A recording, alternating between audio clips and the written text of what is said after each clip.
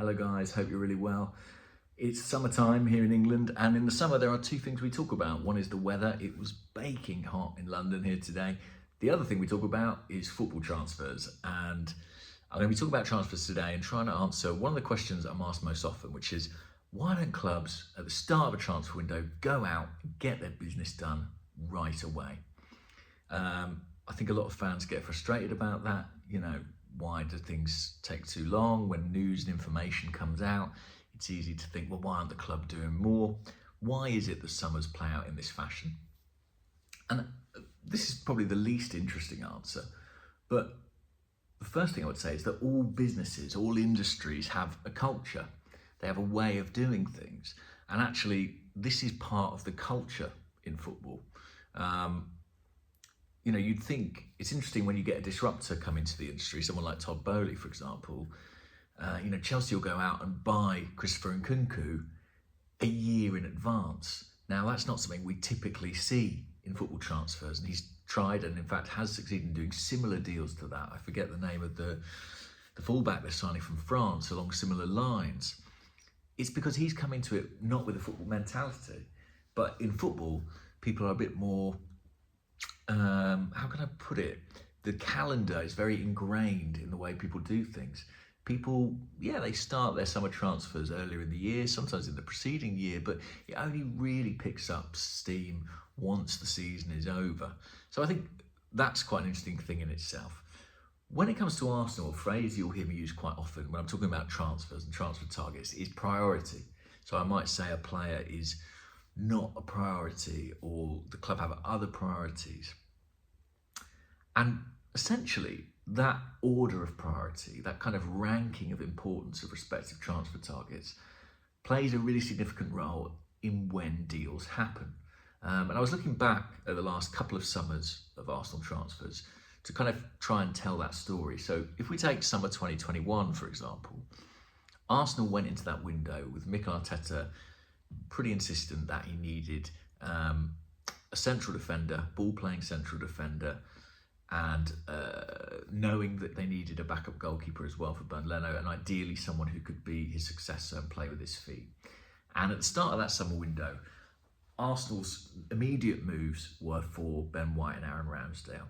Now, as it happened, they were quite protracted deals, partly because there was a European Championship on, in the case of Ben White, and partly because Sheffield United were incredibly difficult to deal with in the case of Aaron Ramsdale. But that was where their focus was in those first few weeks of the window. They were signings that the manager wanted, that they felt were crucially doable at that point in time. And so that was where their attention was. Of course, they had other targets in the window. People they brought in like Sambi Lokonga, Nuno Tavares. The case of Martin Odegaard is a fascinating one. So obviously it was known that Arsenal liked Martin Odegaard, but that was actually a deal that couldn't happen for quite a long period of time because he was waiting to discover what his fate would be at Real Madrid. And only once Real Madrid made it pretty clear that he wasn't part of the plans there, which I think we forget now was pretty late on. I think maybe even the competitive season had begun, or certainly was about to begin. I think it had begun because I think he was left out of a Real Madrid lineup or squad. Only then could Arsenal proceed with that deal. So it's important we remember when we're looking at the stories we're reading, the supposed targets at this point in time, it may be there are other targets, but the pieces are yet to move. And that happens later in the summer. So always worth being patient on those grounds. And then you go to the end of the window and you go to deadline day and Arsenal make another signing in Takahiro Tomiyasu. Now, that, from what I understand of the planning and the intention for that summer, was almost a bit of a bonus signing, or a signing they felt they had to make because the start of the season had been poor and they weren't happy with the quality and the depth of option they had out right back. And so you can get that happen. You can have, you go into the start of the window with your initial targets, you land those. Then somebody else becomes available. Okay, we're able to do that deal. And fortunately, in that window, we were also able to sell someone in Joe Willock that enabled us to go and pay for Martin Odegaard. All these things are changing all the time. And then Tomiyasu, it was a question of could we get somebody in at short notice? Could we find the right player? Could we find the deal? And we got it done in the last few days of the window. It was late, that one. Before that, all summer it looked like he was going to Spurs. And so you end the window and you think, well, that's actually really good business. But I bet if you go back and you look at kind of social media reactions to Arsenal's business that summer, there were points of panic. And I'm not speaking necessarily about the identity of the players, even though they were controversial, even though people weren't sure about a Ben White or an Aaron Ramsdale, certainly at the fees mentioned.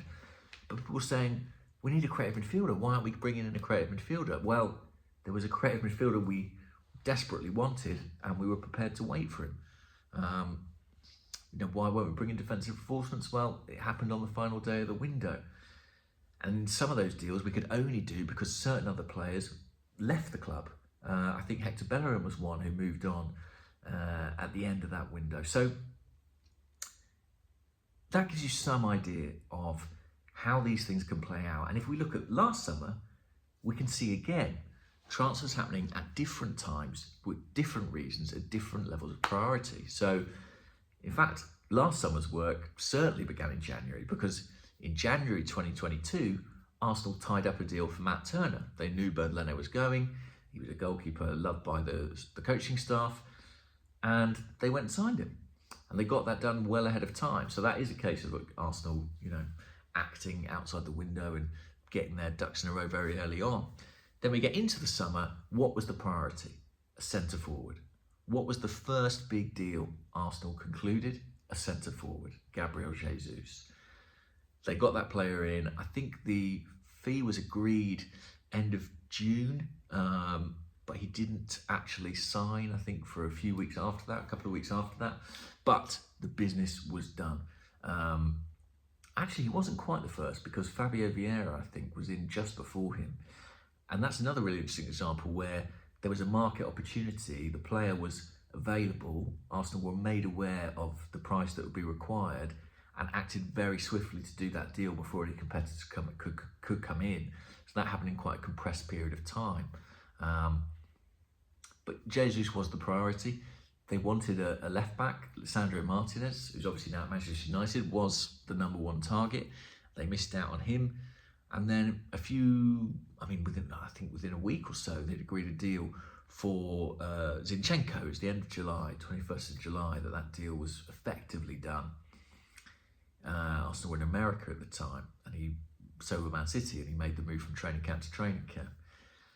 So again, they had very clear priorities. They had a target they really wanted. When they didn't get him, they pivoted to another. Jesus was one that they'd done an awful lot of groundwork on for months, and it meant they were able to resist quite a lot of competition in the end. I think Chelsea actually came in particularly strongly, but he had an agreement with Arsenal, and that proved binding. So fast forward to this summer, and we've got our wish list of what we'd like to see. We might want to see a central midfielder, a right back, a left back, a centre forward, whatever it might be.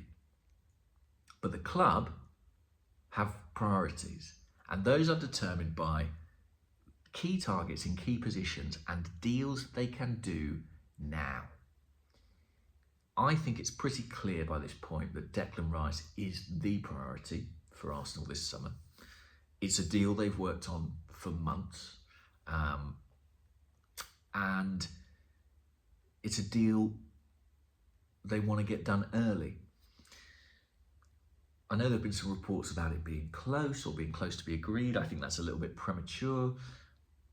I don't think that there's been any sort of offer. I know that's widely understood.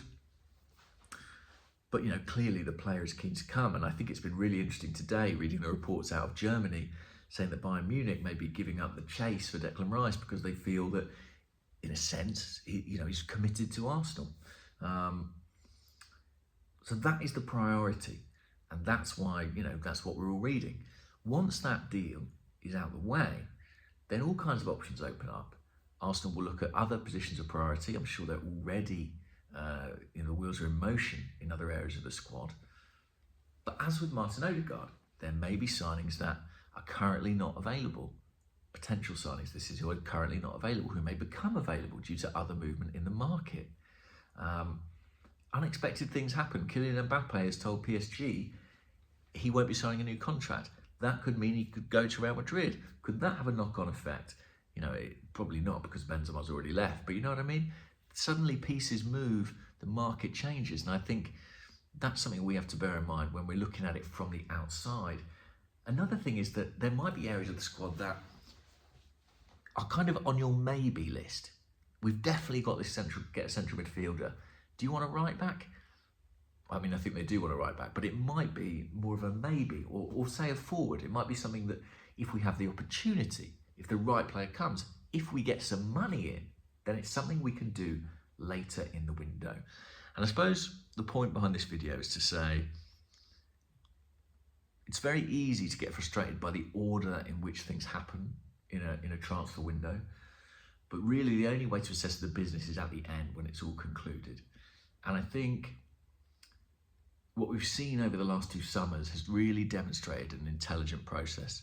There were so many times where as an Arsenal fan in the past, I would tear my hair out. Look what happened, I tore it all out, it seems. Because I couldn't quite grasp the logic of what we're doing. I think there is now